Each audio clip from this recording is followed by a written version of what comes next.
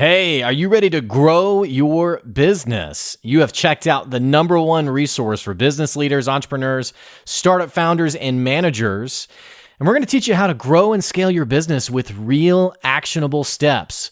There's no fluff in this podcast. It's just good advice. Check out this episode. If you're a first-time listener, make sure you subscribe to the podcast. And if you enjoy this episode, leave us a 5-star review.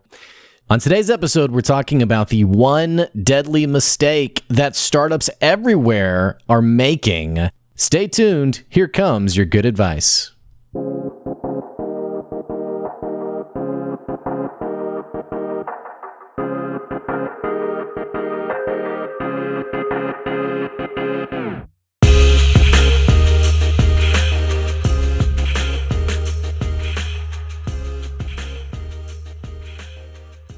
All right, hey, welcome back to another episode of the Good Advice Podcast, and I'm excited today to talk about one of the biggest mistakes that I'm seeing startup founders make in business, and it brings me back to an article I wrote probably 3 or 4 years ago where I really lit up the startup world because I was frustrated by a trend that I was seeing really over and over again. Now, before we get into that, my name's Blake. I run the Good Advice Podcast. I run the business Good Advice, and we grow and scale businesses. And the reason I have this podcast is I wanted there to be a place where I could talk about the things that made sense to me, the things that made sense to the people that I work with, those actionable, practical things that just work in business.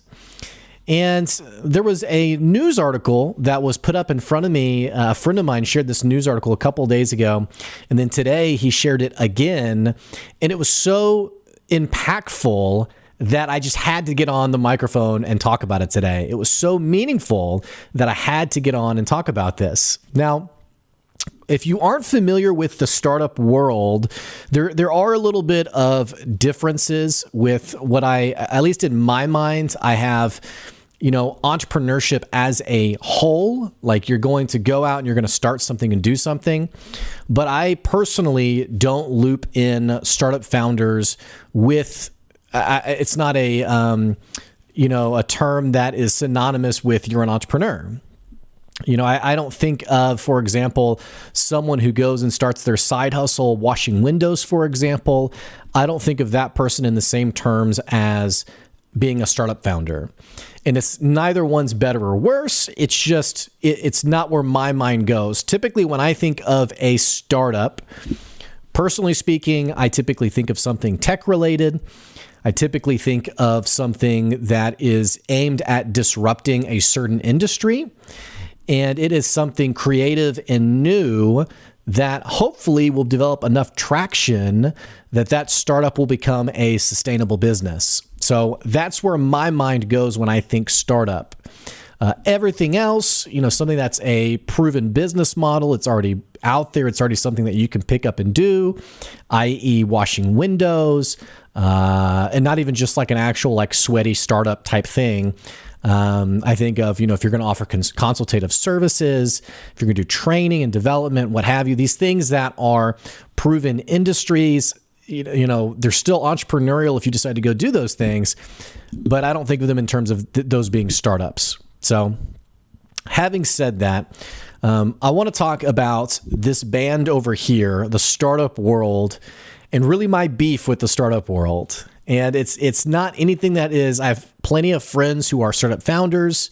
This isn't aimed at, really anyone in particular. But a few years ago, I wrote an article that said something like, I think it was titled, "Stop Using the Term Startup for Your Bad Business Practices." And the reason that I wrote this article is because I had a guy that I was talking to. I was giving advice to someone who he was working for a startup, and that startup had basically run out of cash. He hadn't been paid in 6 months. He had uprooted his life, and the company basically, what happened was the startup was not sustainable, and the founder basically said, it's the economy that we're in, it's the local economy we're in, and so the founder basically uprooted the business and took it, a few hours down the road to another town and said, "Hey, do any of you guys want to come with me?" Now, I think there's more to it than that, because my the person that I was talking to was like, well, I felt guilty giving up on them. I felt guilty abandoning them. So I picked up my life and moved with them, which was pretty interesting terminology. And it actually made me wonder, what did this founder guilt or manipulate this person into, hey, don't you want to be part of the dream? Like, don't you want to be part of the adventure we're on, or what have you?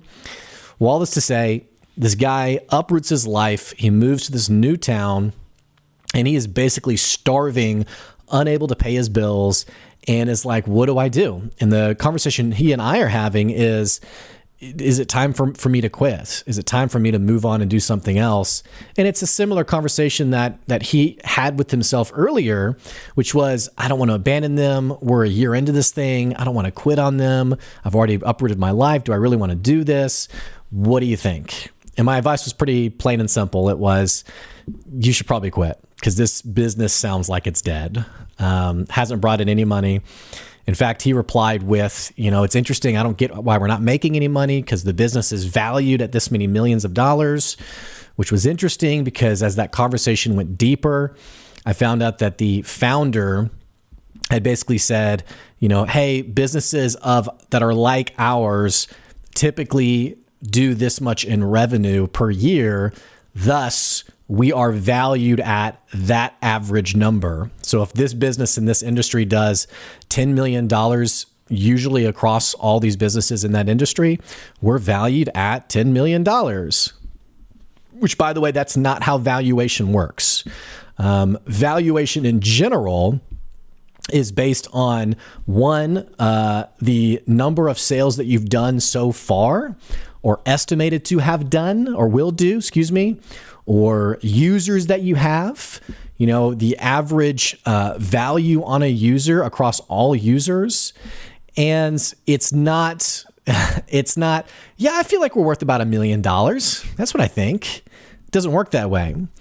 This is important because I've had conversations with other founders who've had similar napkin math-esque evaluations of their business when they've never sold anything. They don't have any customers.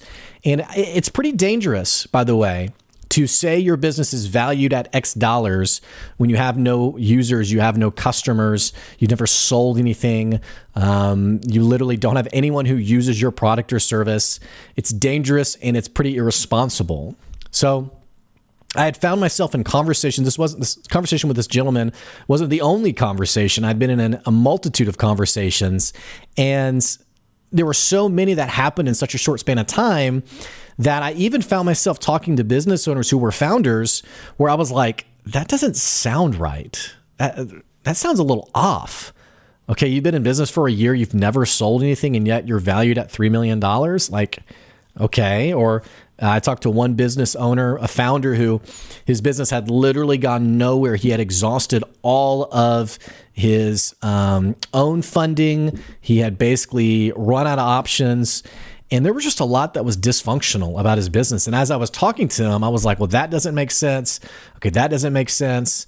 And even small stuff, kind of basic stuff in business. Like, for example, he was using his personal checking account for all of his business transactions and his personal life transactions, which many people will tell you don't do that. It makes it pretty much a nightmare for your CPA or just bookkeeping in general. Well, so I was pointing some of these things out, and he was like, oh, I mean, we're a startup, And that's kind of, I was like, why are you doing it this way? That didn't sound right. And he's like, oh, we're a startup. And not only he told me that, but actually a couple other people told me similar language, to the point where I was like, what is the deal with this terminology around, well, I'm a startup. I was like, what's going on here? Like, it feels like we're using startup to be like a catch-all term for, actually, I just run a really bad business. This is important because of a news article that came in front of me. My friend Damon Burton shared this a couple of times now, and I think it's an amazing share. I think everyone should check out this article from npr.org. And I'm going to read this article to you, and then I'm going to background it with some other conversations that I've been having in the last few years. There's some really powerful insights from this. If you're a business owner, if you're just starting out, or you're looking to go to the next level, there's a key insight in this news story that I want you to get today. So here's the news article. I'm just going to read this article to you, and I'm also going to put the link in the episode description if you want to check it out for yourself. But I'm going to read this article because, again, there's some pretty interesting insights. So bear with me as I read this. Again, this is from NPR.org, and this is about Fast. Fast is a company that if you think about if you go to Amazon and you have like the one-click buy now function, Fast basically is a checkout startup that wants to take that button technology and apply it all across the internet. That's the simplest way to understand it. It's basically taking that technology and making checking out simpler for customers. So here's the article. Fast, the easy checkout startup, shuts down after burning through investors' money. This was posted on April 5th, 2022. Let me read this to you. Fast, a buzzy startup that attracted more than $120 million in investments in order to help people expedite online purchases, is shutting down, according to the company's chief executive officer, Dom Holland. Fast had stood out in a crowded field of one-click checkout startups after it landed a $102 million infusion of cash in a fundraising round last year led by payments giant Stripe. The company was embarking on its next fundraising round, attempting to bring in new money at a valuation, there's that word again, at a valuation above $1 billion, also known as a unicorn status in Silicon Valley, when it ran into trouble. Fast had hired hundreds of employees, including highly paid executives, but the company's product was generating little revenue, according to several former employees.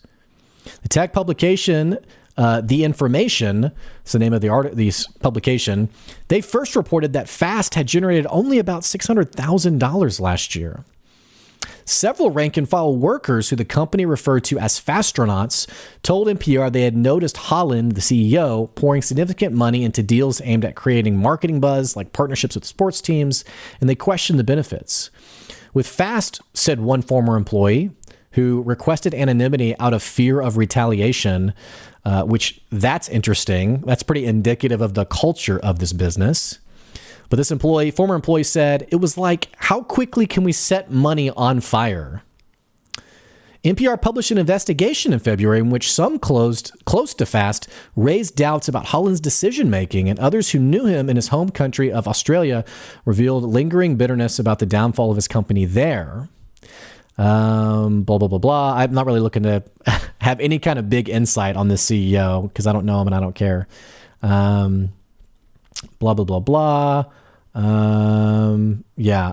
Fast aimed to bring the one-click checkout feature now available on Amazon to the rest of the internet. Amazon's patent expired 5 years ago, and it set off a gold rush for companies like Fast to try to take the tool to the rest of the web. Blah, blah, blah, blah. That's about it. So here's what's interesting about this story. You have a company aiming at a valuation of $1 billion. It's brought in over $100 million in funding, and it goes bankrupt. It shuts down. This story is incredibly important because it reminds me of another conversation I had with someone. I was talking with someone who works in the startup world, and we were having coffee, and I said, she was asking about some work that I do, and I said, I help startup founders. And she was like, oh, like with their pitch deck? And I was like, no, not with their pitch deck. And it was an interesting question because that's where her mind instantly went.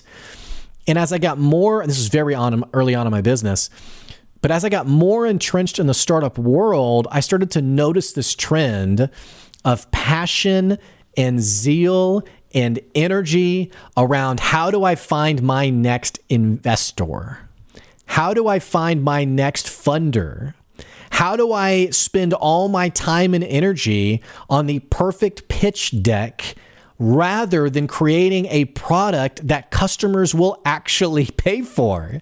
That's the trend that I've noticed in the startup world, is that people are obsessed with being that next big business that finds the huge investor, that they're not putting in any of the time or work to actually create a product that customers say, yes, this solves the problem that I'm having. Yes, this is something that I really want from you.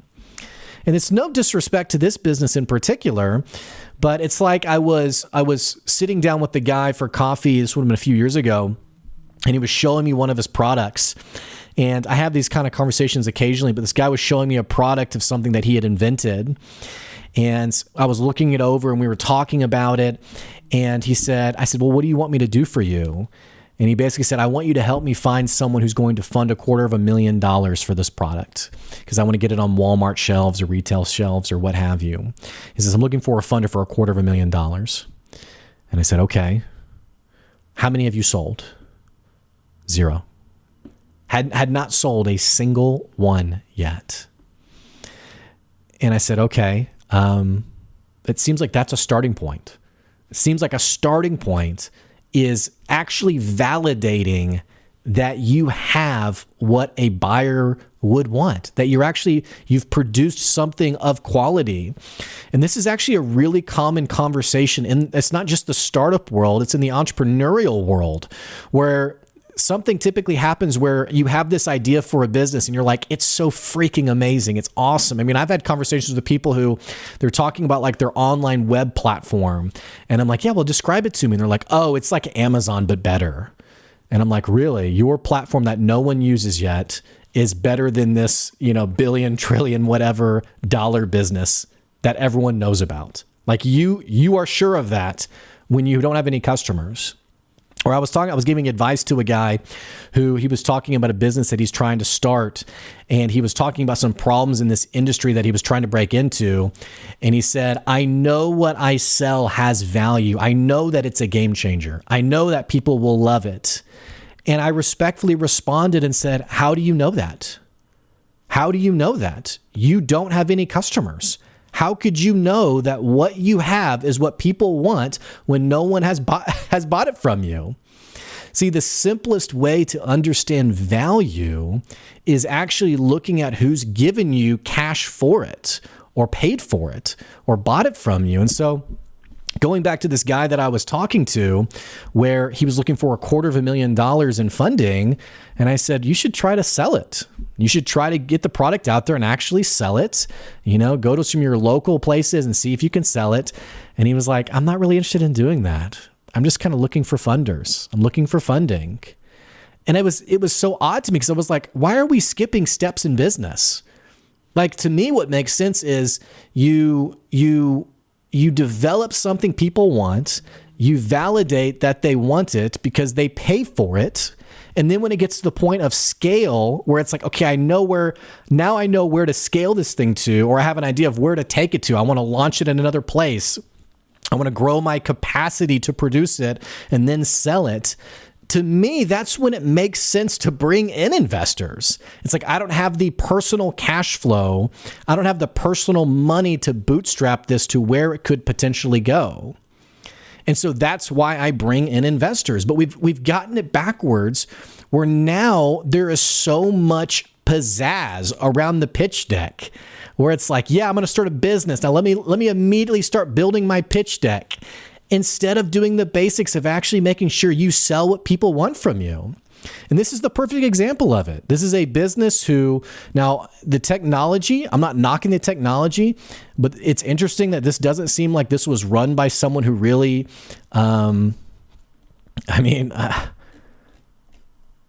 it doesn't seem like it was a sustainable business from the get-go. It seems like there were some, in hindsight, pretty clear mistakes that happened. And then you have employees who are afraid to talk about their experience because they don't want to get blasted. That's pretty telling, right?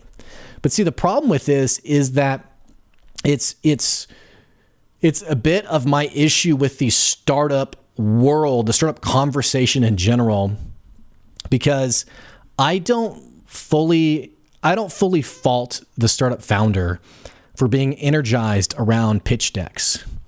And the reason for that is because getting out there and bootstrapping your business does not create headlines. What creates a headline is we just recently acquired $100 million in seed funding or Series A funding or what have you. That's sexy. That's exciting. That gets clicks. People look at it and say, oh, wow, this is a business. Could this be the next unicorn? I mean, what is this? Wow, What is this business? That's enticing. And so I don't fully fault the business owner who sees the whole big picture as the ends justify the means. And it's like, yeah, I want to get my name in the paper. I want to get my name out there. I want to get the business name out there, even if I haven't fully developed the foundation of the business.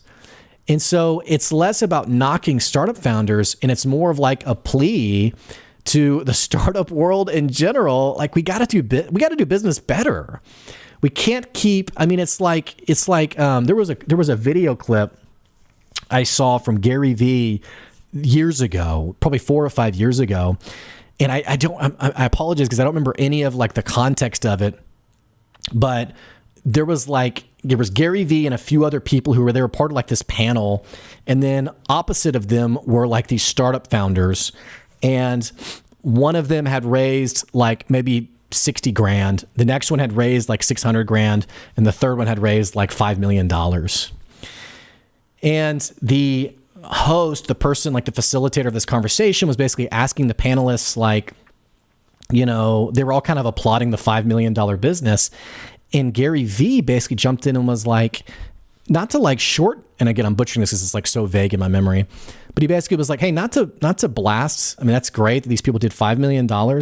But the thing that I have an issue with is that it's implied that this 60 grand company is somehow doing worse because they haven't played the pitch game as well or as diligently as this company. Not saying that this company isn't valuable or full of value or valuable or what have you, but he was basically making a comment on the startup world in general, which is that we chase those numbers, we chase those headlines, and ultimately it's to the detriment of our customers. It's to the detriment of customers who aren't getting their problems genuinely solved. They're not genuinely being served by founders who are excited and interested in real, actual solutions. And it's just bad business. It's bad business. And I think we're all losing out because of it. Again, I don't fully fault the founders because of that. I mean, it's sexy to say that I got a big investor, a big investment for my business. And it's just thinking it through. I talked to a guy who had raised quite a bit of investor money for his business, and we were talking very privately, and he confided that he just didn't really know where his business was going. And he had gotten something like, I mean, it was a massive, like a multi-million-dollar investor deal. And I said, well, I mean, doesn't that scare you that you don't really know if this business has legs to it? And in a moment of transparency, he replied, well, you know, it's not my money, which I was kind of like, yikes, that's a bit scary. And, you know, not that he's manipulating his investors, but this is life in Silicon Valley, is investors who are throwing money at a multitude of projects and hoping that one of them is a massive exponential return. But, and again, no commentary on this CEO, but I'm sure this person, despite the business shutting down, I'm sure this person did well for themselves. You know, it's just different when it's your money. It's different when you bootstrap. And that's why it's my encouragement to founders to bootstrap as long as you can. Here's why. Here's why I think it's valuable to bootstrap as long as you can. I think it's because, one, it's going to teach you to do business well. The basics of business. How do I run a business? Like, these are things that you'd be like, oh, I get this, until you actually get into it and you realize, okay, I don't get this. Managing employees. How do I build culture, especially at scale? These are things that come through, if you don't already know how to do them, you acquire that skill set. It's like forged by fire. Like when that employee quits and leaves you the 1 star on Glassdoor and says, I hated working for you, that's a wake-up call. And it's like, wow, I need to run my business better. These are things you don't always get when you don't bootstrap your business. The other side of it is it teaches you to hone in on what your product is and iterating it to what your customers actually want. It's one thing to get $100 million influx of cash to play with. It's an entirely different thing when you look at your pocketbook and you say, I have $5,000. How do I build a business on $5,000? And you get in front of a customer and you offer what you have and they say, no, not interested. And then you go back to the drawing table. Okay, what am I missing here? And you think it over. You talk to people. Okay, how do I? Oh, well, see, here's what you're talking about it wrong. Actually, like this customer, this is how they think about it. And that happened to me, by the way. Was I was selling to someone, and one of my customers actually was kind enough to say, I don't really talk about it that way. I don't really talk, that's not really the language I use. Just FYI, I don't really use that language. And so that was an insight that I went back to the drawing board and I said, okay, let's revisit this. Let's redo this. These are things that even though it was hard in the dry seasons, they have made me a better business person. It's not sexy to bootstrap. It's not, enjoyable to bootstrap when you're in a cold sweat at night thinking about how you're going to make payroll. These are agonizing times that you go through when you decide to run a business. But what I will tell you is that it is the hard experiences that make the journey meaningful. And I don't mean like this fluffy, gee, I'm so glad I went through that. I'm not happy that I've gone through some really miserable times for my business, but I'm grateful that I understand business better. I understand how to serve my customers better, and I understand how to run my business better because of those experiences that I've been through. The pain has been informative for how I need to grow and develop and change. And these are simply things that I would not have understood if I hadn't gone through it. So that's the journey of entrepreneurship. That's the journey of bootstrapping. And it's something I encourage you all to do. Don't chase headlines. Chase building a business that customers actually want something from. Chase having a product or service that people will actually buy from you. And you'll be much happier at the end result. Hey, that's today's good advice. Thanks for checking out the podcast. If you want to support the podcast, you can go to our Patreon. It's at patreon.com/goodadvice. And of course, you can continue to follow the podcast on Spotify, Apple Podcasts, and on YouTube. I so appreciate your support. Thanks for tuning in today, and I'll catch you later. That's today's good advice. I'll see you.